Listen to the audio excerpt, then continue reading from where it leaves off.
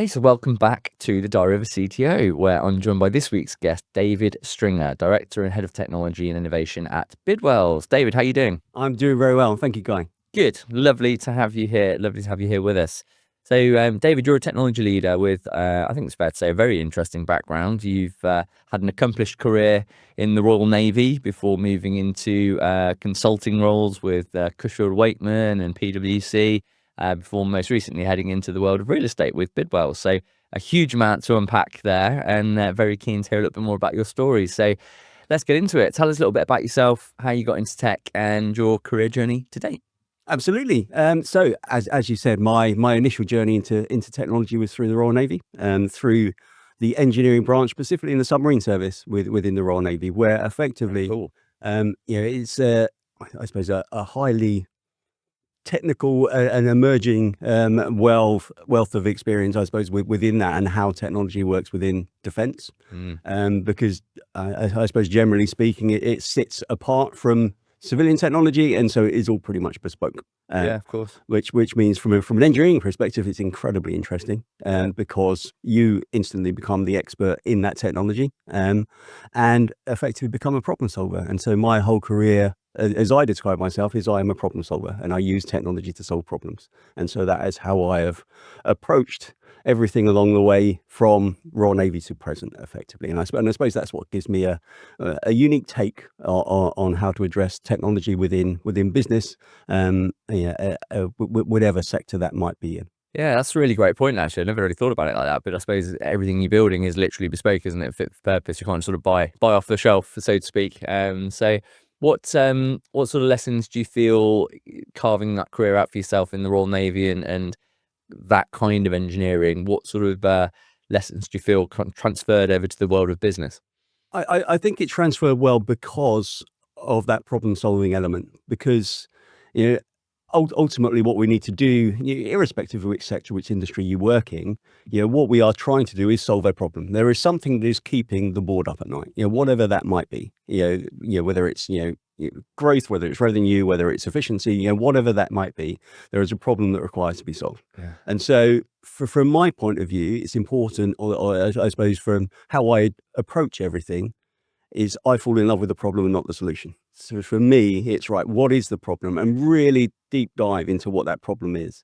And then look at, right, the solutionizing that comes much later. That comes after we really understand. Because ultimately, you can find yourself trying to solve a problem that doesn't really exist. Yeah. There might be something there might be a niggle there, but in reality, unless you've really looked at what is the impact of solving this problem, how many people will that actually affect, how much in reality cost savings that will be, unless you actually articulate that at the beginning and have a definite business plan, then effectively that problem might not even need solving. And so taking it from that standpoint of problem solving first, solutionizing second, I think that's what has really helped me, I suppose, achieve a lot from moving to the Royal Navy into a business context. Yeah, it's a great point, because I guess problem solving, you're looking at the problem first rather than the technology first, I guess that's a very pragmatic and kind of mature approach, really, that I think separates the leadership in technology from those that are probably still very much in the weeds and keen to just work with the latest sort of shiny technology for the sake of it, rather than actually retrofitting that to the problem, the other way around. So I think that's a very good distinction to make. Cool. So you were with the Royal Navy for like close to 25 years, were you? 26 in the end. 26. Yeah, absolutely. Fair play. So when did you know that journey had come to an end, and what did you choose to do with your career after that? I'd always had in my head that I would have two careers, effectively, that there would be an end point to that, because it was incredibly interesting. The technology we were working with was I suppose cutting edge, really, compared to what was in the civilian world. And although that was very interesting, I always thought it's the you only live once kind of scenario. I don't want to just do one thing for my entire working life. And so it was a conscious decision that I would split my career into two halves, effectively, and have the same kind of amount of time within two different areas of the world. And that was, again, specifically why I didn't then choose to go into a defense contractor, etc., of going and do something effectively in the same realm. Yeah. I wanted to absolutely, start from scratch and try and carve out something out for myself, and really try and transfer those skills and articulate how I could transfer those skills into the business context. Fair play. I mean, it's very kind of self-aware to know very early on that you wanted to separate that into two halves, but also I think very brave thing to do, right? After you've kind of spent 26 years in a particular area where, like you said, you become a genuine expert in something, to sort of have that chutzpah to just focus on a new challenge and throw yourself into it. And when did you decide that Cushman Wakefield was the right business, and what was it about that opportunity that attracted you as the next step of your career? Well, it was from talking to others really, and identifying, I suppose, what would be the softest of landings. Because it is moving from one industry into another completely. There is an absolute step change between that, but it's something where you can actually utilize the skills that you already have quite easily into a business context. And so that move across to Cushman's was very much to follow that area that was still very much in the engineering realm, but within commercial real estate. Yeah. And being able to transfer the auditing skills, because I was doing a lot of auditing and quality assurance within naval engineering, the reporting chain up through Defense Nuclear Safety Regulator, etc., to Secretary of State. So that auditing, I suppose, pipeline, I was already completely au fait with. Yeah. So moving that over into a civilian context, that was the easiest of the landings. A lot of the technology, or I suppose the overarching idea of the technology within a large tower within the city is actually quite similar to the systems that were within there. So that was effectively, I knew I could go there, make a difference quite quickly, really, and then prove myself in a more commercial world, and then use that as the stepping stone to move on. Yeah, fair enough. I guess it's a great point, Nish, when you kind of, you've done that sort of highly regulated industry and auditing to the nth degree within the, defense sector, to sort of take it into the commercial world. It's not saying it's less important, but I guess there's no lives immediately at risk, right? So you can sort of sleep a bit safer at night, but how did you find that transition in the first instance? And was it, more enjoyable, less enjoyable than you thought it was going to be to sort of move into the commercial world? It was more enjoyable than I was expecting it to be. Yeah, cool.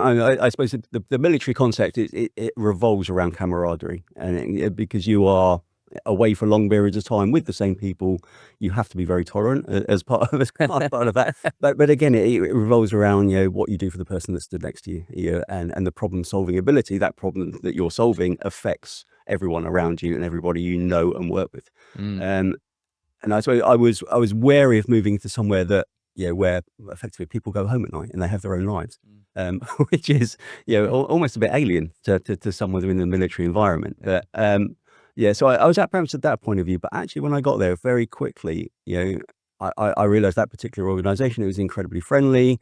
I was welcomed, my ideas were heard and listened to. I wasn't someone that was coming from the outside trying to tell people how to do something differently. It was very it was a good introduction, I think, from a military world to a commercial world. Good to hear. And then you moved from there to PwC. So what was the rationale behind that one? So that came from an offer. Actually, I think I'd taken that role where I was as far as I could take it. We had a very good auditing practice for Cushman's across, and I led it across the London and South East portfolios. So I had that. We were also doing a lot of project assurance, which was specifically around bringing new and emerging technology into buildings. So really understanding how people use buildings, how to get the most energy efficiency out of them. And effectively that takes carbon cost out of those buildings, which is good for everybody.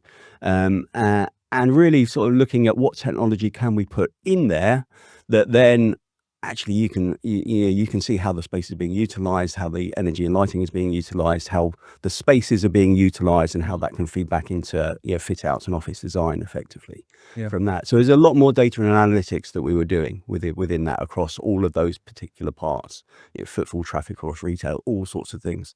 That's very much data rather than heavy engineering. And so that I think that gave me a bit of a almost like something that I was really interested in and was coming up with some really good results, that I was then approached by PwC as we have this technology element that we're standing up. It was the early days, I suppose, of AI at the time, machine learning and AI.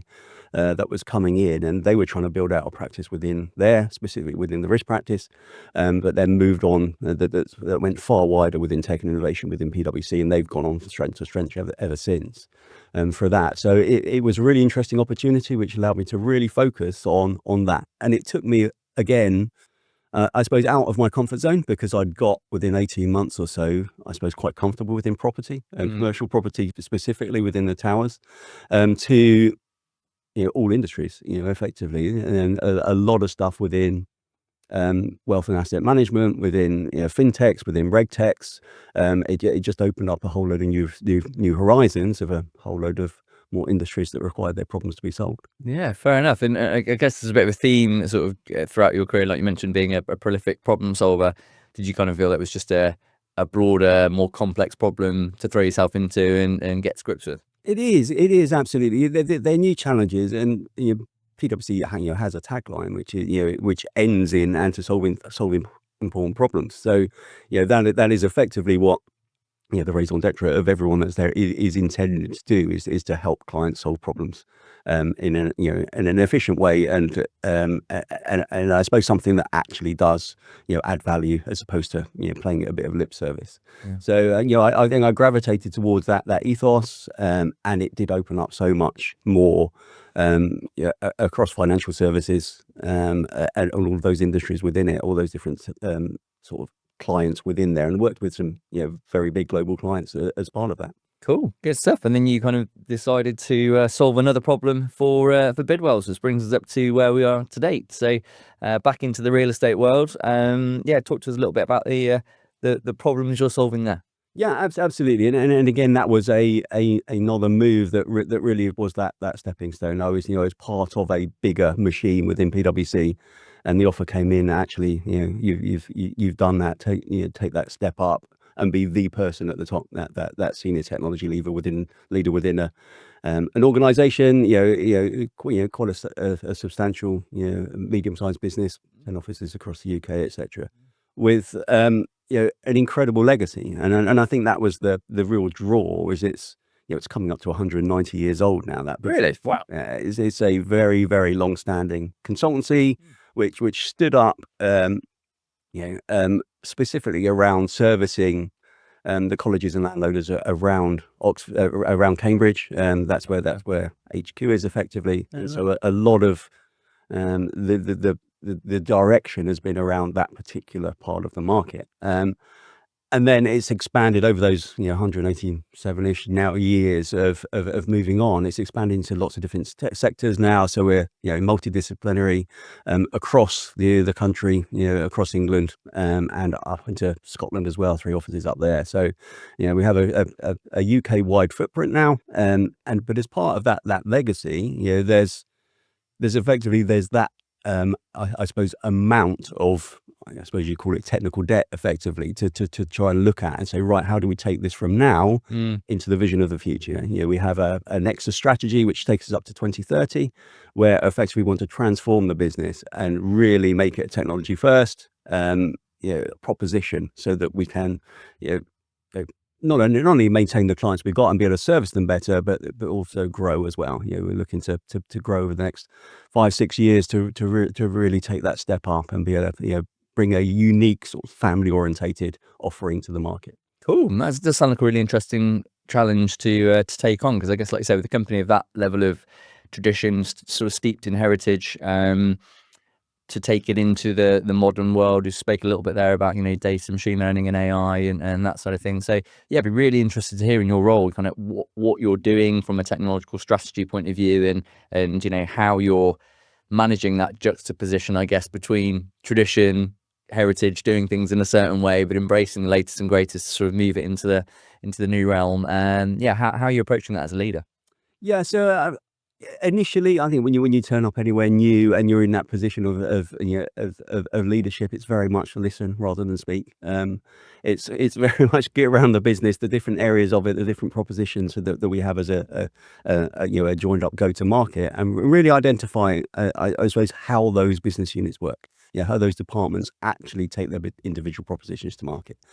Because at that point, you can, I suppose, get a very good early indication of not only where things can be improved through the use of technology, automation, AI, machine learning, but also again coming back to, you've got to have a problem to solve, and it's got to be the right problem, of really being able to prioritize, right, actually these are the teams we need to work with first. And if we can show early that we're adding value to those teams because they've got problems that really do need solving, then the rest of the business gets to hear about that. And then, oh, actually, we've got a few things over here, we'll come and have a chat.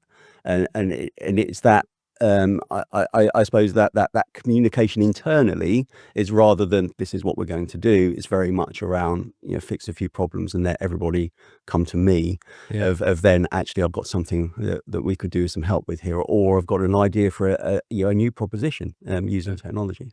What's your systematic approach to, I guess, again, goes back to your ethos of solving the problem and understanding the problem there is to be solved. But when you're going into a business that's so multifaceted, these different sort of lines, and you're really just trying to understand the landscape, do you have a process by which you assess the priorities of where you deploy resources and where you focus your efforts first? How do you sort of, is it from a top-down perspective or a bottom-up in terms of how you go about that prioritization process?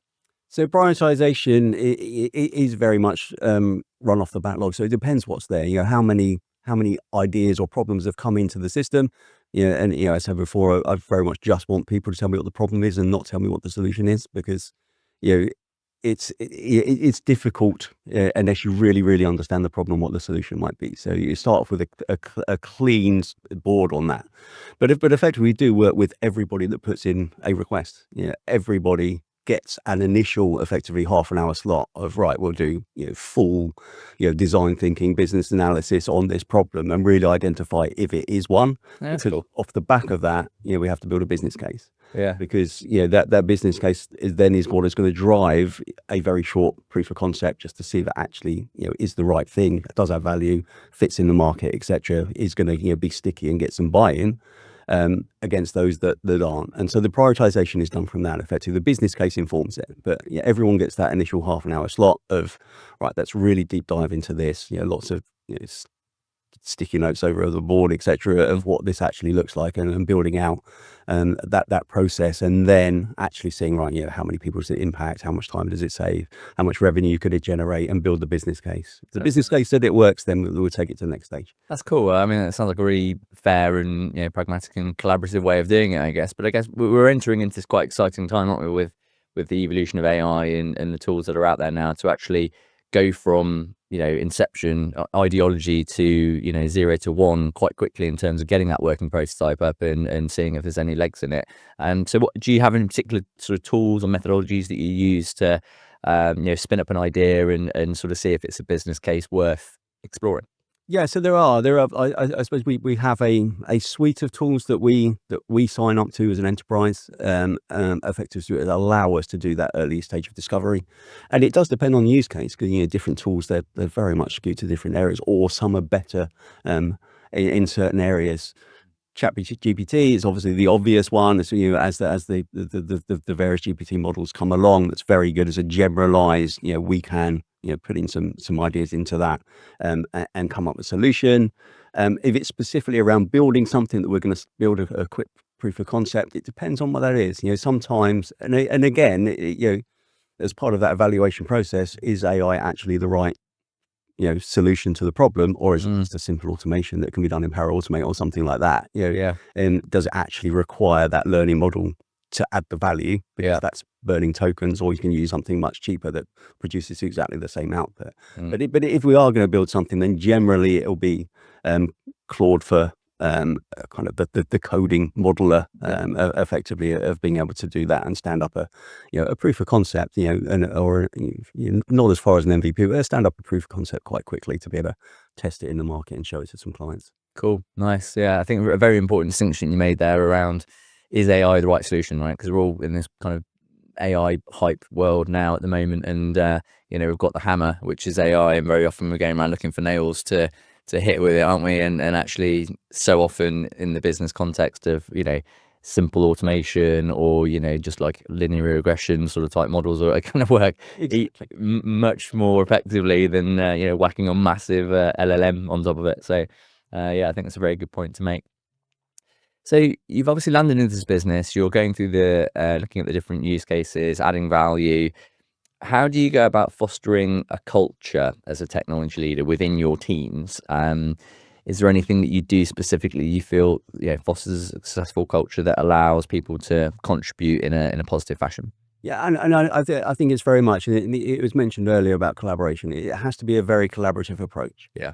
Um, and really, as well from both sides, because the way I see it, irrespective of which one of the teams it is, because obviously we have core IT, we have projects and the PMO that sit within there that do technology projects. We have the data and analytics team, and we have an AI team. All of these different, they all have a customer in a certain context. Sometimes it is an external, it's someone that we're going to work with and help them build something to solve a problem.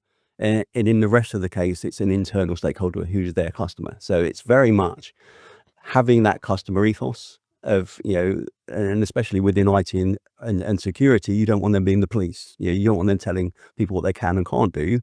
The idea of very much in it, and again, that's what I brought in. It's very much about that problem solving. The customer wants something. Your job is to help them solve the problem in a safe and secure way, as opposed to just a straight no, you can't do that, because that puts up a barrier, and it's a them and us. It's very much has to be a collaboration between us and the business within technology, because we are an internal group effectively that sits within group operations.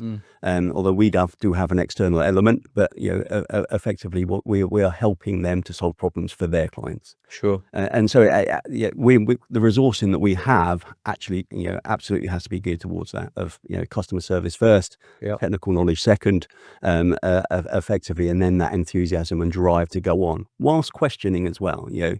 Having people that question, as opposed to blindly going in, as you said earlier, the new shiny thing, let's get this shiny thing and find a problem that it can solve. The wrong way around. Yeah. Yeah, absolutely. I mean, on that note, how are you managing as a leader the changing in regulations, I guess, that are being invoked around the use of AI now, and how is that demonstrating within the business? Yeah, and it's something we've had to be quite cautious of over the first year, because the last government had, they were putting it through the UK AI Act through Parliament at the time. When we came up to the general election, EU already had the EU AI Act, but we were waiting really for real confirmation of what was going to happen to the UK. On the change of government, that was scrapped effectively. It was decided that then we're not going to have a UK AI Act. We're going to have an outcomes-based framework that will be managed, run by the regulators. And the regulators can then, for their particular professional, client base, they can effectively put the rules relevant to them in place. And so that was what was decided. Yeah. At PwC, because I came from there to here, we already had a very good idea what the FCA wanted to do. And so while waiting for RICS to come up with what they want to do, we were just abiding by that effectively, of me just implementing that, because I knew that was going to be a safe state. Yeah. So it was very much around non-contentious stuff, stuff that we could put automations in place, or things that we could fix using AI, but as an internal basis, stuff that wasn't actually going to touch a client. Yeah. Because that's where you have to be really careful, Yeah, of course. especially if you're not sure what's going to be coming up in the near future. 3 or 4 weeks ago, RICS RICS, they came out with their professional standard, or their draft of their professional standard, which will come in next March. And so that now has given us that framework. We actually know what we're going to do, and so now all the policy is now geared around that framework. And so it puts us in a good stead ready for going into 2026, because now we know exactly what we can and can't do with clients. Yeah. And it is very wide ranging. I'd say it's a cautious approach. I was going to say, any nasty surprises on there that you weren't expecting? I wouldn't say there's any nasty surprise, but it's more cautious than I was expecting. Oh, okay. But I think they want to protect themselves, and they want to protect the property industry in general. Of we don't want to put you in a position where you can go off and have data leakage, incidents, etc., or things being personally identified information being processed somewhere where a client doesn't want it being processed. And so it very much focuses on a lot of that. And so it means now that we need to look at the agreements that we've got. Where is where AI is being used, and it very specifically calls out as well that earlier point. As part of the assessment of a new technology and that data protection piece, it specifically tells you to identify whether AI is the right solution. Right. Okay. Because it's and it calls out if it's determined AI is not the only solution, it shouldn't be used. Interesting. Yeah. Yeah. Probably very true though. Yeah. In many ways, so you can't really argue with that one. Cool. Well, it sounds like some really interesting times ahead. But King's delved a little bit further into your leadership style, I guess. Having come from this military defense background, moved into the commercial world. What would you say throughout your journey have been, or do you feel are some of the most valuable qualities of a technology leader that you try to embody day to day? Yeah. So I think the biggest characteristics to have are be to an active listener, of to really be able to understand the needs of the business. Mm. And then pair that off really the two top level things of being commercially aware. I think what I was seeing, especially when I was in a more consultancy role going out to businesses from PwC, what you can find in organizations is that technologists will come up through the system and be technology leaders that have never, I suppose, had to have a commercially aware head on. They've never sort of, I suppose, rationalized a solution against, does this make a profit? How much profit does it make? In the same way as a fee earner will look at everything. They will look at exactly what can I sell this for? What's the resource I need to use for this? And what's my margin? That is their forefront. And I think the advent of the new technologies, new and emergent technologies coming through, mean technologists need to be able to do that as well. Of going around a conference or a show, looking at all the stands that are set up, and you look at the big screens, and there's some amazing new technologies that are coming along, and they look incredibly pretty. And then you take a step back and say, right, is anybody actually going to buy it? If we adopt that, is anyone going to, is it just an elegant solution to something that nobody's going to buy? Yeah. And that's the aspect of being able to have that commercial head to look at that and saying, actually, there are a lot bigger problems that our clients want to solve than that. So let's park that and let's solve the important problems first. Yeah, absolutely. And I think again, it sort of really feeds back to that core theme that I think comes throughout a lot of your career and a lot of your answers today, really just around kind of pragmatism, right? Of solving the problem first and is it the right solution? But we're certainly entering into that world now, aren't we, where it's becoming more and more difficult to the speed of which things are evolving. You have to be very aware of how quickly you're able to adopt things into the business to not be left behind, but it's also about not being just sold on the first sort of shiny thing that comes along and actually understanding, well, say, is this going to solve the problem? Is it the right thing to do? Absolutely. And there are a group of founders, that are out there. They're constantly looking for something to develop. They constantly want to be building a solution, and to take that to market. That entrepreneurial spirit is awesome within the UK. But what it means is, a good portion of those aren't really going to be things that actually solve a problem. They're just going to look pretty. And so it's because it's so easy now to stand up a product that's almost where you need to be taking a step back. Where in the past, it might take you a couple of £1 million to get something to market. You've had to really do some research into whether that's the right thing. Now you can stand up as a one-person band. You can stand it up for a couple of £1,000, and that's it. You're done and trying to sell it. Yeah, it's a very good point. And then you've really got to kind of do your due diligence to assess what's actually sat behind it and how robust is it and how stable a product are we investing in here. So I think that's a very good point. On the flip side of that, the speed at which you can get tech to market, you need to make sure you're sort of even firmer and robust in your due diligence.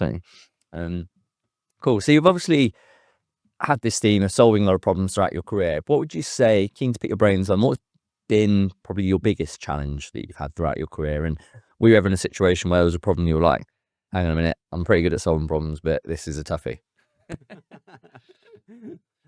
There are, I suppose, a wealth of those really, where they are incredibly complex problems, and I suppose that comes back to my experience within the Navy. Those problems, there is nobody to call.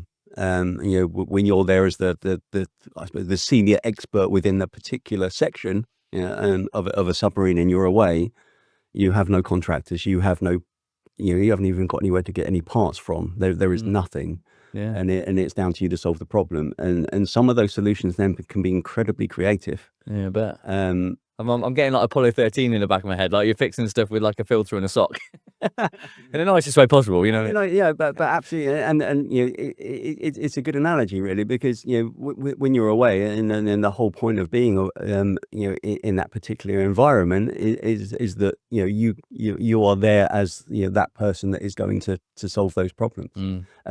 Yeah, and maybe not as quite as creative as a filter and a sock, but it's I suppose that does exist, of that there is a solution to every problem. It's just trying to find out what it is, and it makes you think outside the box a lot. And again, that thing of what I bring, I think, to the commercial world is I think out the box almost from the start. Yeah. You've had to, right? And you kind of yeah, that's great. And would you say there's been any examples of in the commercial world where any problem has felt quite insurmountable in the first instance, but you just kind of throw yourself into it and find the solution? Yeah, no, it is, and it generally comes from I suppose more of a need or an awareness that somebody wants something specific, Right. and that's where it becomes, I think, a bit difficult. If someone's got if someone is technically competent, and they're in a leadership position in a technology concept, at a client, and they will have a very clear idea of what a solution is before you even get there. And that's hard. I find that quite hard, because then it's not just about solving the problem. Then it's about really being able to get that person on side and having a relationship with them. Yes. Because it can very quickly become they're the you're the contractor effectively. You're the one that's gone in to help advise, a CIO or whoever that may be. And it is very much, I want you to do this in this way, using this resource, as opposed to, I need you to come and solve a problem, because, and that can create conflict. So in those scenarios, it's very much that first whole part of the first few weeks. It's really much trying to get a rapport with that person. Yeah. So that you can get to a point where you can start to challenge without it seeing, as you've just walked in and telling them no. Again, it's that, how do you get yourself to a point where you can challenge and it's seen in the right way? Yeah. And that is more the obstacle that I've had to overcome, that I think is the hardest, as opposed to actually solving the problem a bit later down the road. Yeah, that's a great point. It's so much of this stuff actually does distill back down to people, doesn't it? And the relationships you have with that people, and how open they are to considering your viewpoint. But no, I think the winning hearts and minds piece is massive as well. What would you say? You mentioned a little bit about the collaborative environment that you have when you're kind of building out your team and looking to bring people on board. I guess we're only really as strong, team is as strong as the people that we have within it. So how do you feel as a technology leader about what traits and characteristics do you look for in particular when hiring for professionals to join the team? Do you have any kind of overarching traits that you look for? I do, and again, it depends on grade as well. I mean, I will look for different, although people might be within a specific group within the team, depending on the grade they're coming in at, I will look at different traits. Okay. And for the juniors coming through, it's very much technical competence. It's very much, if we give you something to do, can you do it, to a high enough standard in the time frame that's been given? It's very much technical, to get through that. And then as moving up through the grades, then it becomes more of a shift towards, management ability. It's about that, being able to nurture and mentor and direct, and having that customer awareness of, they're the people generally that sit between the technologist and the customer, whoever that customer might be. And so it's them being able to build up that rapport to be able to really draw out, what is the problem we require to solve that can be passed back down. And that mentoring ability, I think, is key, because we want a career pathway. We don't want people that will come in at a certain grade, they'll stay for a couple of years and then leave to go and do something else. There needs to be a career pathway. And so having that mentoring capability within the middle management layer effectively allows those people to actually say, oh, I can see what they're doing, and actually I want to go and start talking to a customer, because I think I could get maybe a different perspective or a different outlook or a different requirement, and just sort of start generating that enthusiasm. Interesting. That's a really interesting approach, actually, and it makes a lot of sense, logically. With the just to pull on for a little bit of the junior tier that you spoke about there. So if you're getting like a really bright grad that's got fantastic profile, they haven't necessarily got a huge amount of demonstrable real world commercial experience yet, but maybe they've done a degree in software engineering, maybe, and they want to get a job as an engineer. If they are sort of devoid of the technical experience to date, how do you manage that I guess potential versus immediate output? What's your view on that? Yeah, and it is something that requires close monitoring, but it is the right route to go. I think getting people at that level means that you can mold them in, I suppose, our strategy in the way that we do business, Yeah. as opposed to taking someone that might have had 1 to 2 years experience, but been in a different environment. Yeah. And bring those, bring that, debt effectively that they've got into the business, Yeah. and start trying to push against different things in different ways. If you can mold somebody out the box, it's a much easier place to be. So all you really need, someone that, a grad that's come through, they've shown within, generally they've all got some sort of, demonstrations they can give of problems they've solved throughout uni, of things like that. You can see that they've got the technical ability. Yeah. So it's very much then determining, is this person, adaptable? Yeah. Can we, are they collaborative? It's all of those kind of things on top, and then we can help them in their journey. Yeah, absolutely. I totally agree with that. And I think one of the things that we definitely look for when it comes to that junior level, it is just traditional kind of work ethic and focus as well. Like, because you've got to learn that craft. And like I said, I totally agree with you that being able to mold and grow people from the ground up is a great way to, I think foster loyalty in many ways, because you're giving them a lot of time, you're giving them a lot of knowledge, and really helping grow them in ways that they probably never even thought they would be able to grow. But then it needs to be kind of met with somebody that's generally taking that and then running with it, and going off their own bat to actually do things above and beyond. And that's something that I think you can't necessarily teach, but it does need to be, like I say, very closely monitored early on, that you're getting those types of people. Cool. Well, look, really enjoyed the conversation, David. I think you kind of shared a huge amount of value. I like to draw to a close every episode of the show by asking the same question, if you would care to indulge me, which you may know by now, is what would you say has been your one favorite piece of advice that you've received? It could be in a business context or a personal context, but it's just something that stuck with you through the journey that you would care to pass on to your fellow human. And it probably comes back to, and I think I mentioned it earlier, it's fall in love with the problem, not solution. If you take everything in that context, then you won't go far wrong. Yeah, that's a great way to sum up the chat today, and definitely the core theme which I've taken throughout the conversation and your approach, which is very refreshing, and like I said, just very logical. And I think a lot can be learned from that. So well, look, thank you very much for coming in. Really enjoyed the conversation. And yeah, I'm very much keen to see where Bidwells goes from here, and how your brand continues to evolve. So please do come back in, have another chat with us at some point in future. We'd love to speak to you again. Will do. Thank you very much. Thanks, Guy.